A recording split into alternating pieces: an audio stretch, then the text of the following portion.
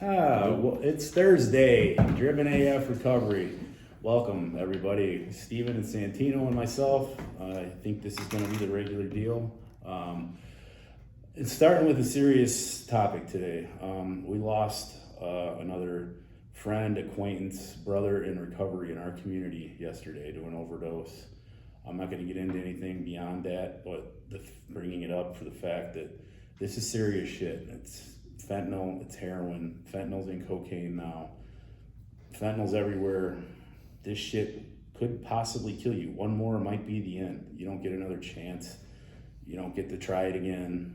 And it's a sad thing, people losing their fathers, their families, their friends. It can go on, but I hope everybody gets the picture. This is serious shit we're talking about, and this is why we do this in the bottom line. Our topic today, we're going to talk about some stuff that has to do with, not letting it get that far, hopefully, because we don't want to see people dying. We don't want to see our friends in the ground. We don't want to see anybody in the ground. I know realistically this is a tough thing, but everybody try to do a little better and help each other out. Hopefully it gets better. So we're going to talk about connection and some awareness in your inner dialogue and whatnot today, and I think Santino's going to kick it off. So have it. All right. My name's Santino, as he said, and he mentioned about the gentleman that we lost within, our small community of recovery. And it never seems to get, I don't want to say it doesn't get easier, it gets any harder, it hits different, it seems like every time. Because usually it's somebody we've met, in one circumstance, we've got to see them blossom, and then, they lose sight, and then they go back to what's comfortable. And sometimes that starts with, the lack of connection. It starts with, slacking on their everyday routine, things like that. And I know for a fact this gentleman kind of slid back on certain things that was working for him in his life. And I could compare that to my life. When I heard about this last night, the immediate thought was, this guy kind of stopped. He put the brakes on some of the things he was doing and stuff like that. And I don't know how many times I've been in that position, and I know these guys have as well. And every time I've done that, every time I put the brakes on, stopped going to things that were working, whether it was therapy, groups, hanging out with clean people, sober people, new friends, I start to fall back a little bit into old patterns, old behaviors. And I stopped doing the things that matter. I stopped doing the things that are important. And that lack of connection ends up being, I end up falling, So I was told one time that the opposite of addiction is connection, So this happening, I don't know, it's just, it really struck a chord with me, and it's just such a fatal thing, man.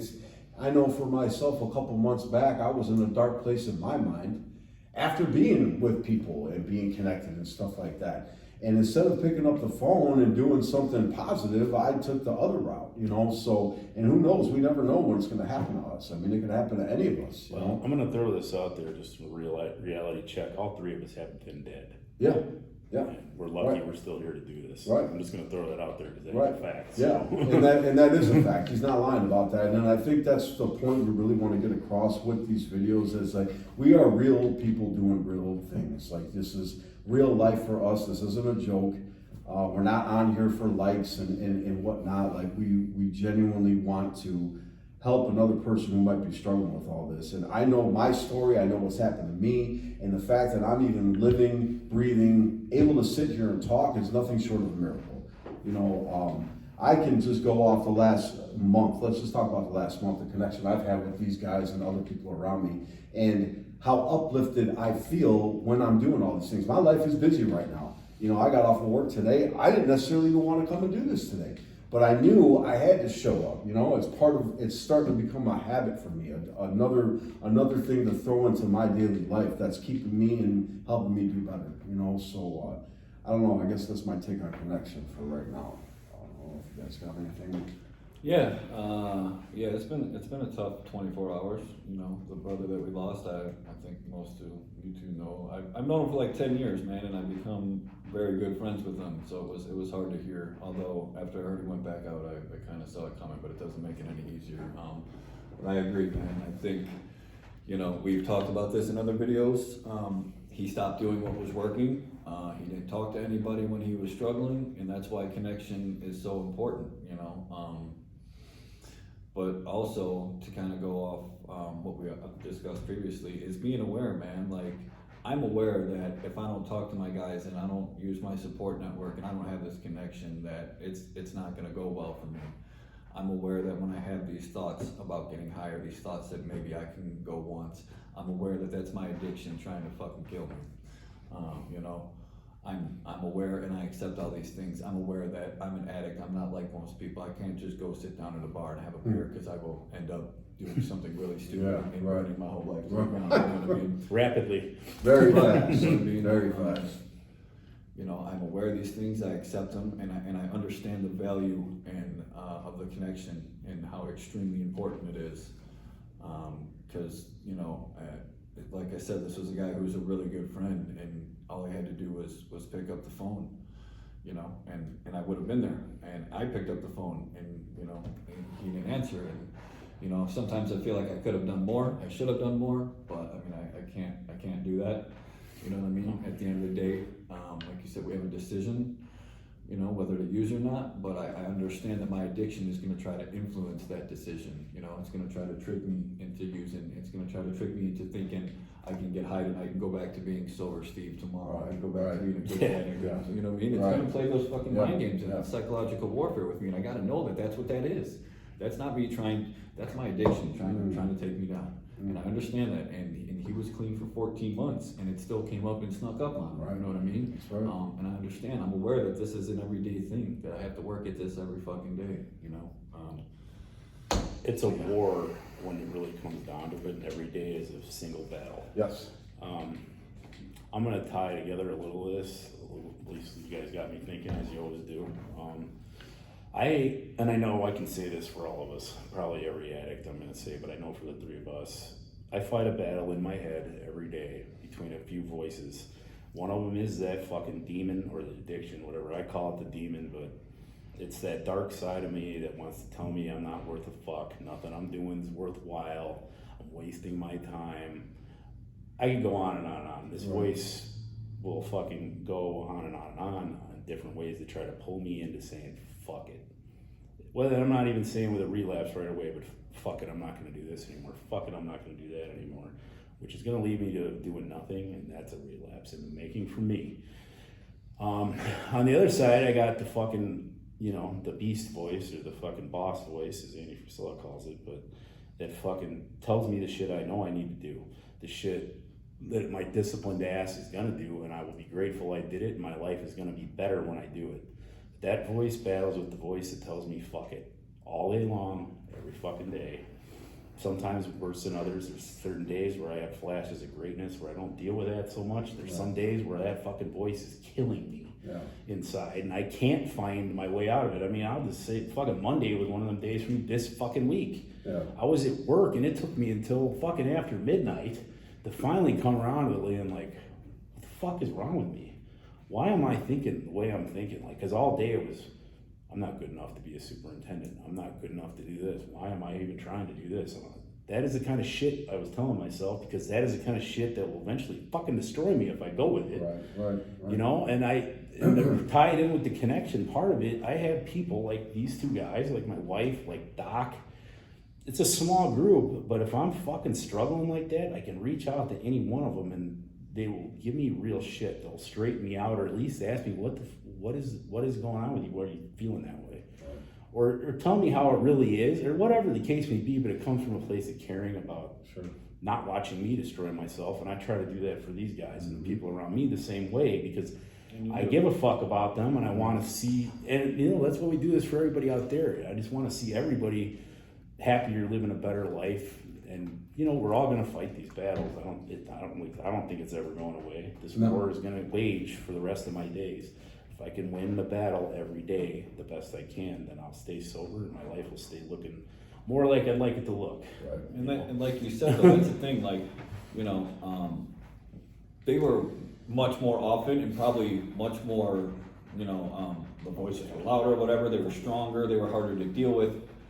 the earlier on, but the more time and the more work I do since then, like they're more fewer and far between. You know, I would agree entirely with that. Yeah. You know, yes, I still have them. I've shared them with both of you guys that I've had them, but you know what I mean. Like I can combat them now because for one, I'm aware of them. For two, I have a connection with people to help me deal with them, and I'm willing to talk about the shit.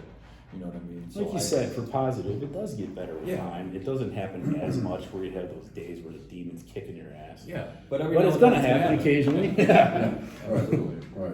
Yeah, we're gonna have those days that are gonna knock us in the dirt, and we're not gonna want to do the things that keep us on the up and up. You know, whether it's come here, if people go to AA meetings, NA meetings, whatever the case may be. You know, we have those days we don't want to do it. Working out. Yeah. Going to work even. Working out. It could be anything. Yeah, Man. right. I mean, You know it's better for you, but you still are like, fuck that. right. And every time I talk to somebody, when I'm feeling that way, what the fuck happens? I end up feeling better. Right, you snap out of it, you know. Or you and can do the thing you need to do. Yeah, and I think Maddie made a good point of something that is in the makeup of every addict that I know is the insecurity part. You know, whether you want to call it addiction, the demon, the devil, you know, we got that voice in the back of our head that tells us we're not good enough, or we don't deserve this or deserve that, or we're fear of being successful and all these things. And man, I just know for myself, the more I smash that and the more I walk through the next fear that might be placed in front of me, the stronger I am. You know, it builds a different characteristic about myself that I probably didn't even know I had. You know, I mean, it's a day by day thing, a situation by situation, and we just keep getting stronger. But we don't get stronger by ourselves. And again, to make it, you know, to go back to the point of the gentleman that passed away, you know, by yourself is a bad thing, man. It's just a bad thing. You know, it just really is. I don't know how many times I've tried to bulldoze my way through addiction, through getting sober. I'm going to be self-righteous and get through it, and I'm going to be fine. And every time I've failed, every time. So I need the support of good people, man. I just need it. I have to thrive on it, because if I don't have it, I will fall. It's guaranteed. I will fall. Especially on those fucking really tough days. Yeah. For me, on most days, I can keep that shit under wraps without having to fucking reach out. I mean, I reach out, talk to you guys anyways, because I enjoy the friendship, obviously. Right. Fucking what we all got, but you know, but those fucking days where I cannot fucking pull myself out of it, I have to fucking talk to somebody, or else I'm just gonna fall deeper into it. Right. Right. That's never gonna end well. Yeah. No, and it doesn't. And I think you're right. I mean, it's insecurity. It's, for me, it's fear. Sure. Now that I've gotten a lot of things right, it's fear I'm gonna fuck it up and lose it. But Right. there's always gonna be fear there. But like, I don't know, man. Like, you know, a million books I've read, and I'm not even gonna get into it. But just build.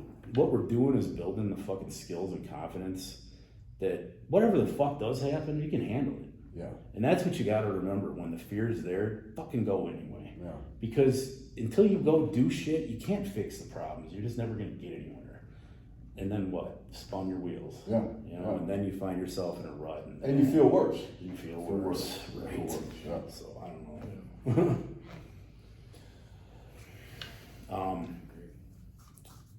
I just, yeah, I mean, this isn't something you can do alone all the time, and it's not even something you should try to do alone all the time. I mean, use resources. People are good things to have around you, especially the ones that actually give a fuck about watching you do better.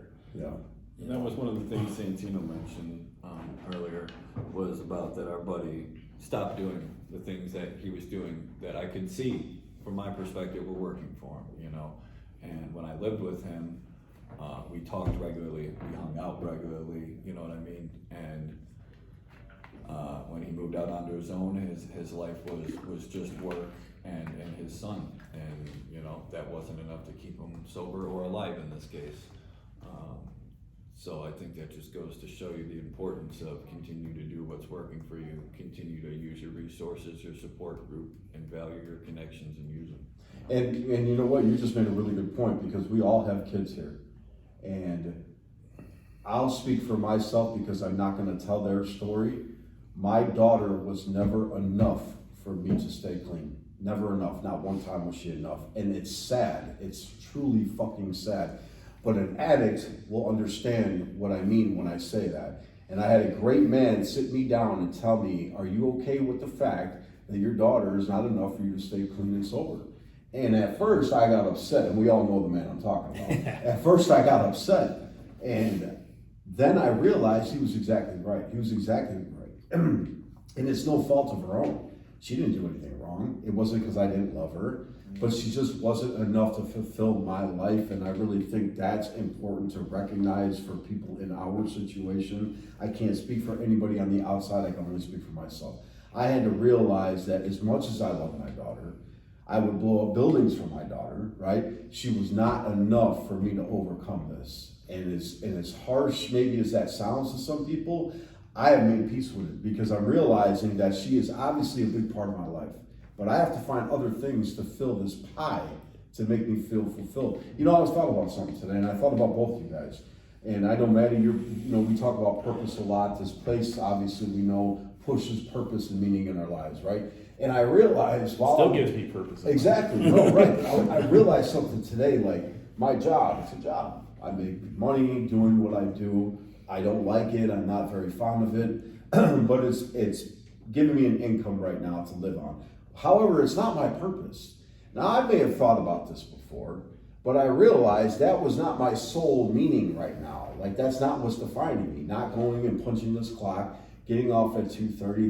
That is a part of my life, but it's not my life. It's like the necessity to allow the other things that matter more. Exactly. Now, I have been told this before, and probably beaten in the head with it a few times by other people we know, but it clicked with me today for some reason, and like I said, I thought about both of you, because I watch Maddie, and I know what he does, and I know the purpose and meaning he gets from his life with the things he does, and Steve as well. So, and this is part of it, like, this is part of it, it's important. I think the valid point about your kids not being enough, and I know that sounds harsh, and some people are like, bullshit, but Right. be real. Is one thing ever going to be enough to stay sober and do better? No. Right, but you just hit it on the head, and that's something one of the gentlemen in our alumni group said last week. He's like, "Oh yeah, if your kid's your purpose, that's great." And I was like, I disagree 100,000%. Part of your purpose, right? Huge part. One of your purposes Exactly. is to be a great father. Yes. Sure, but Yes. that can't be your only purpose because that ain't gonna fucking keep you sober. Right. And I'm Right. sorry, I know you can argue with me till you're No. blue in the face. I'd be happy to debate it with anybody. I would- Throw it I on the would comments or hit us up on. Yeah. We'll give you our social, but Of course, that should be one of your main purposes, but God forbid, what if something happens to one of your kids? Right. Then all of a sudden you have no purpose. Exactly. And you fucking say, okay, I'm Exactly. just gonna die. No, that can be one of your main Right. purposes, but you gotta find, at least for me, and I know for all the addicts that I've ever met that had any kind of success in recovery, they had multiple purposes. Their lives were fulfilled. Right. They were genuinely happy. They, I'll let you know. changes to be better. I'll give examples just fucking in my personal life. And I've sent this to you guys, although I'm sure it was unreadable because it was in my fucking hand. Yes, yes, Right, yeah. I mean, I have Yes. a fucking certain thing, and basically what that is, I call it the prioritize and execute list. Yes. All it is my fucking purpose. Right. It's the fucking certain things that matter to me.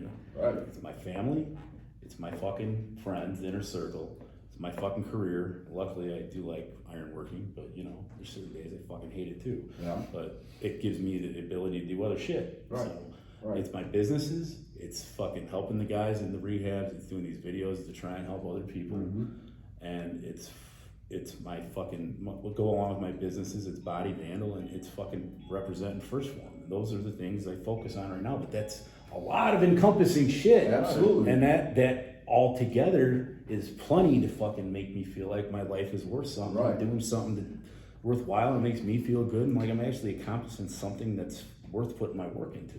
And that goes with the saying, like the old saying, you can't put all your eggs in one basket, Yeah. right? Like if you have many things going on, you're that much more likely to where if something happens to one of those things, you're going to be able to push through and say, okay, well, I can't do that anymore, or that's out of my life, but I still got all these other fucking. Or start something new even. Exactly, You that know? would give you the time to start. But I'm saying you already have other great things Right. going to where you're like, okay, well, I still got a lot of great shit in my life, so we'll I find mean, something. I think the Facebook group and the way this is formatted now Right. came from that exact thing. Like, Yeah. I don't know what to do now. Right. Well, let's fucking do this. Yeah, right, And right. that's how this has gotten gone. And, Yep. and it's definitely worthwhile. Yeah. You Yeah. Yeah. This is good backbone stuff, really, because everything they just got done touching on, if you think about it, it's giving them connection with other people. It's giving them Yeah. connection with themselves, And I know, again, I'm speaking for myself, I lacked that connection with myself. I hated myself for years. I'm learning to love myself now. But I didn't like myself for the things I'd done while I was using and drinking and all that crap. And, you know, to have to get up and look yourself in the mirror every day was hard. It was hard. So learning to love yourself now, it's tricky, man. It's tricky, and it's daily work, it's daily awareness, it's daily doing things you don't want to do, you know? And I know that right there, that last one helps me a lot. When I do the things that I flat out don't want to do, I feel 10 times better afterwards. You know, it's funny too, and I'll throw this in there because I mean, this is at least how I feel. Like, I'll say, like, the things I don't want to do, but, like, really, I want to do them. Right. I just don't, like, there's something in me that tells me, like, oh, I don't want to do that. But then I go do it and I have a fucking great time and I fucking enjoy it and feel better. Right. Like, why the fuck did I fight this to begin with? Yeah. Because of those fucking bullshit voices in your fucking head trying to fuck with you and convince you of stupid shit. Fucking demons. Oh, man. Anyway, you know, like I said, we laughed a little, we kept it real, but like we started it off with, this is real shit, and it will kill you. And in the group we were just in talking to an alcoholic in treatment, you know, alcohol is just a slower death, but it's gonna kill you. Yeah. You know, all this shit is out to kill you. It's trying to fucking kill you. Right. So it is a war. You gotta fight the battle every day. You gotta fight it with every little decision you make.